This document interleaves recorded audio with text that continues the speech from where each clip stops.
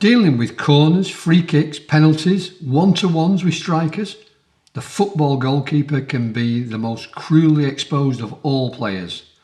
They must find a way, any way, of getting through the rough and tumble of the pressure moments. This is a lonely job. David Reaney would rediscover his inner resilience years after hanging up his goalkeeping gloves and the number 1 jersey that he'd worn in England's southern leagues. This time, though, he faced a bigger challenge, including acute depression and then a stroke which left him registered blind at the age of 48. The irony is that goalkeepers don't often realise how much they're loved by their teammates. As he grew older, David, a people person with a warm personality and seemingly successful sales career, would nevertheless find himself having black thoughts and really struggling.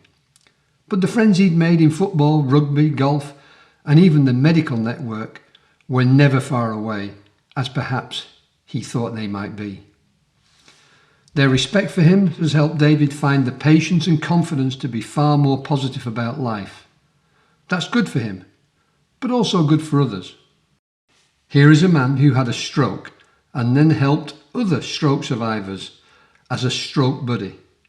David is visually impaired and now volunteers for the Royal National Institute for the Blind, the RNIB, to support other people. And I see this as my story, hope to someone else, that they can say, even if they can just relate to one thing, just one thing, whether it be golf, whether it be sport, whether it be just owning up to what they're going through and starting that path of recovery and finding some solace and a better daily life. And that daily life could be better by just changing one thing. It doesn't have to be a whole host of things, but it's amazing when you change one thing, it's like a domino effect. It starts to change other things and your life becomes more fulfilled. Today, David plays off a 9 golf handicap. People are interested in how he hits the golf ball so well. Well, agree to spot his ball. He needs that help, and he'll show you. It's about repeating a good action, but it's also about mental control. He is one of a number of international players with visual impairments who, excitingly, are showing just what can be achieved by people with these conditions. At the age of 60, this is becoming his time on the golf course. David was born in 1962 and was brought up by his mum and grandma in Bloxwich, Walsall, near Wolverhampton, on the 7th floor of an 8-storey block of flats. When he was 14, he discovered a real talent for goalkeeping, enjoying a meteoric rise, including being on the books of Wolverhampton Wanderers up until the age of 19. Final trials for England schools were a highlight. He still has the silver badge, and he would carve out a semi-professional life in the southern leagues. The love of sport was passed on to his 2 sons, eldest Adam, a qualified PGA golf professional, and Dale, who played football professionally for Cheltenham Town Football Club. David's main career started well, and he moved into sales in steel stockholding and then materials handling. But racing into his early 40s, he became a victim of the modern salesperson's curse. Way too much work, hectic travel, bad diet, antisocial hours. With his marriage in the process of ending in divorce, he was hit with severe depression. I think I should say this because it's important. I took an attempt on my life, a very serious attempt, and failed. Fortunately, it wasn't my time. That was before I had my stroke. And then a couple of years later, I had a stroke, just bought my new house, divorce settlement, everything was fine. I'd moved into this house a month, and then I had a stroke at the age of 48, and that turned my career and life upside down. I was a sales manager covering the whole of the UK and Europe, driving over 45,000 miles a year, lost my license, lost my job. The suicide attempt had been planned with pills and alcohol, but mercifully, he'd been found slumped in a hotel corridor. But after getting through that ordeal, his stroke in 2010 would prove devastating. It left David with hemenopia, loss of vision, in both his left and his right eye. My naivety was that I thought it was something to do with the heart. I had no idea of what a brain attack was, what a stroke was. I had no idea. I couldn't remember my telephone number. I couldn't remember my address. I couldn't remember anything. And what you've got to remember is in my job, I could meet somebody in the first time before my stroke. I could remember their name. I could remember their telephone number. I could remember everything about them without having to write it down. So at this time, I'm in a distressed state. How am I going to survive? How do I do this? I just didn't know what to do with myself. I slept for nearly 19 hours a day for 18 months. I was in a real bad way. That's when I had to surrender my driving license, because without 20/20 vision in one eye, aided or unaided, you're not allowed to drive. So that cost me my job, cost me my livelihood. And at that point, again, I was in just a total wreckage of a state. David describes his consultant, Dr. Epstein, at Walsall Manor Hospital as brilliant, an awesome man. Janet Porter was David's eye clinic liaison officer and would prove of similar superb support. Janet herself had lost her sight, aged 40. I think this is one of the biggest things that anybody with a disability will tell you, is that if you're going to give someone with a disability confidence, you've got to give them empathy, not sympathy. And knowing the difference between the two is imperative. Sympathy is jumping in the hole and going, there, but no solution. Empathy is standing at the top of the hole and putting your hand in and saying, look, I understand what you're going through and I'll help you out of there, but I'm not jumping in there. You know, misery loves misery. I'll help you out of it, but this is how we're going to do it. Despite Janet's understanding, David was resistant to her advice at first.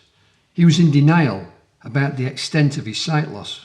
And this is an important part of the story, really, because that weekend I tried to get from my home in Bloxwich to Walsall Town Centre. I managed to get to a bus stop. I got to Walsall and I was walking across this open space, and I walked into and kicked over a 3-year-old girl quite hard, because I was then verbally and physically abused by 2 very angry parents. Well, I won't repeat what they said, but quite rightly, they thought I'd just done it on purpose. At that point, I just turned around, got back on the bus and went home and cried myself to sleep.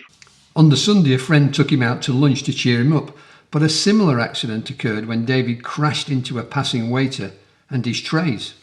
And on that Monday morning, I rang Janet Porter, my ECHO officer, and said, Janet, I need to come and see. I was in bits. She says, just get in the taxi and get here now. And I walked into the office. She finally calmed me down and says, okay, tell me what happened. I explained about the weekend, what had happened. And bless her, first words out of her mouth were, so what are you going to do about it? And I just said, I need a stick. No problem. And she says, you qualified for a guide dog?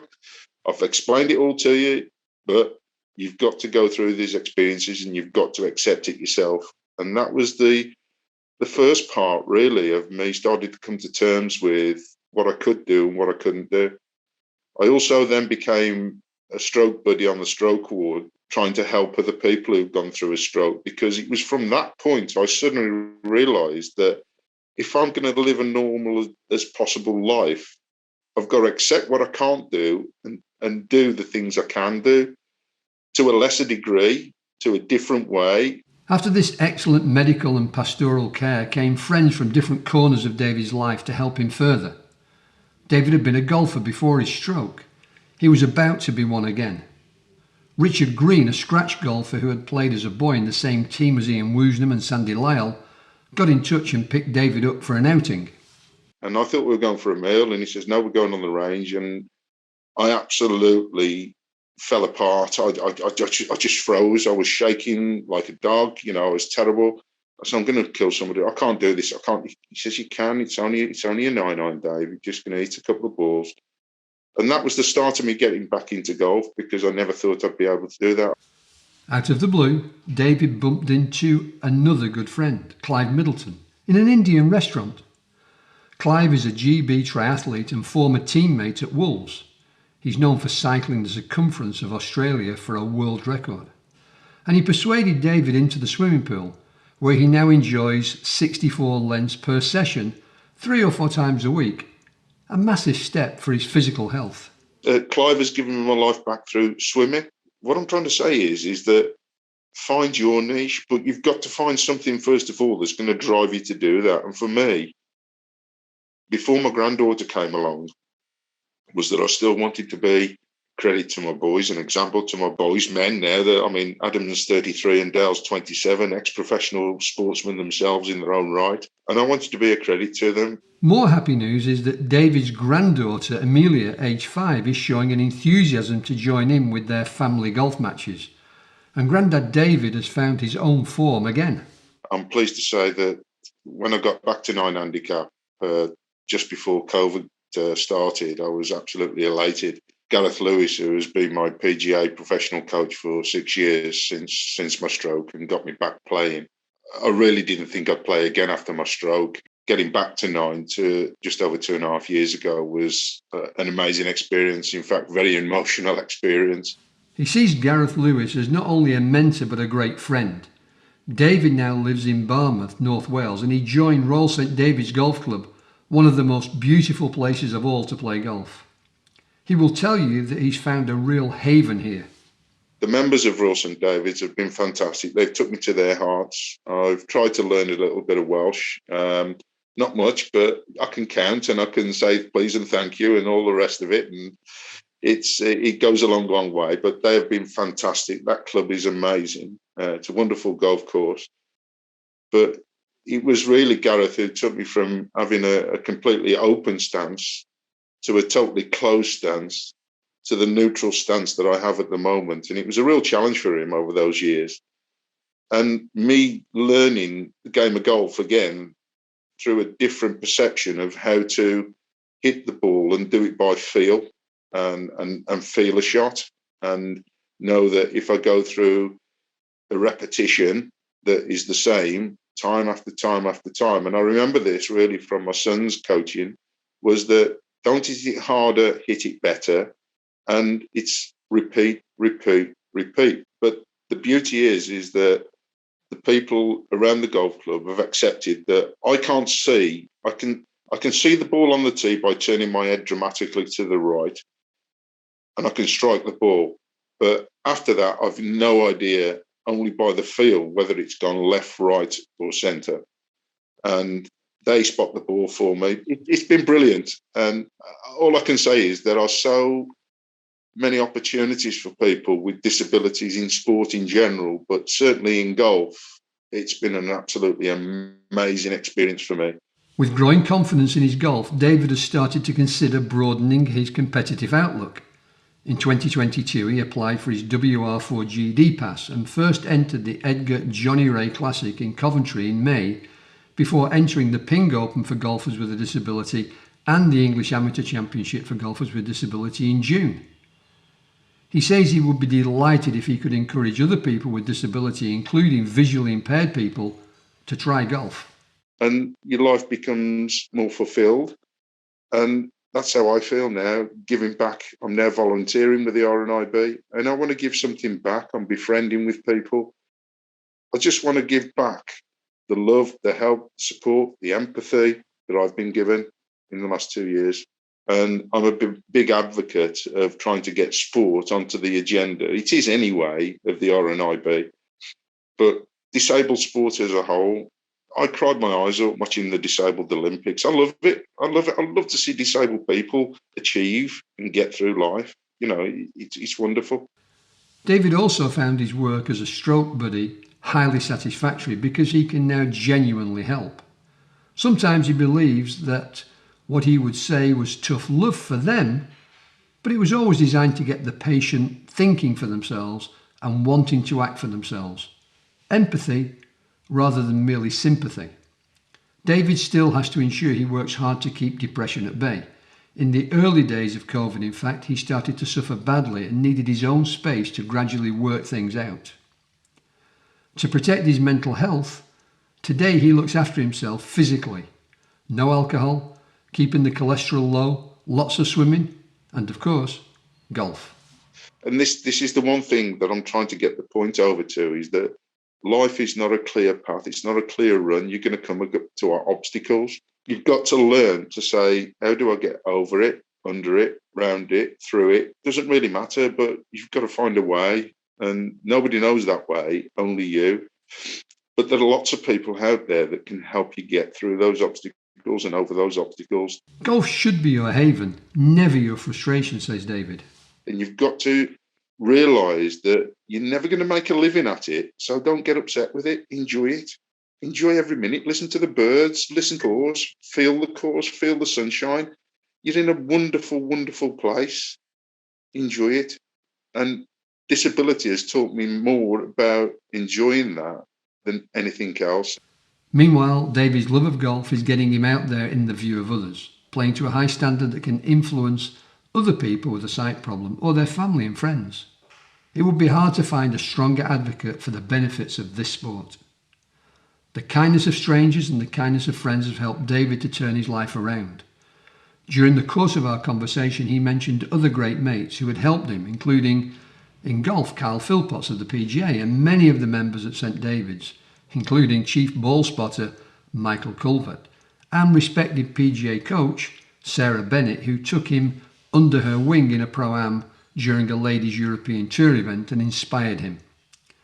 Volunteers from ISBS Handa, the international charity for the blind, lots of rugby and football friends have been a tower of strength. The boys from Camp Hill Rugby Club in the West Midlands and PGA coach Craig Thomas, who helped him get started in golf for the disabled. And onwards to his partner Joe, who drives him to tournaments and matches. Joe walks the course with David as a trolley puller and jokes that she's an indispensable advisor, secretary, chef, housekeeper and chauffeur. So the goalkeeper who thought he was alone wasn't alone. But like all goalkeepers, David is the team player who finds himself a little apart. A goalkeeper needs courage. The bad luck still needs to be dealt with. The shots and penalties still need to be saved. The goalkeeper is unique. He's an individual, but the man in the green jersey is respected by every player who knows the game.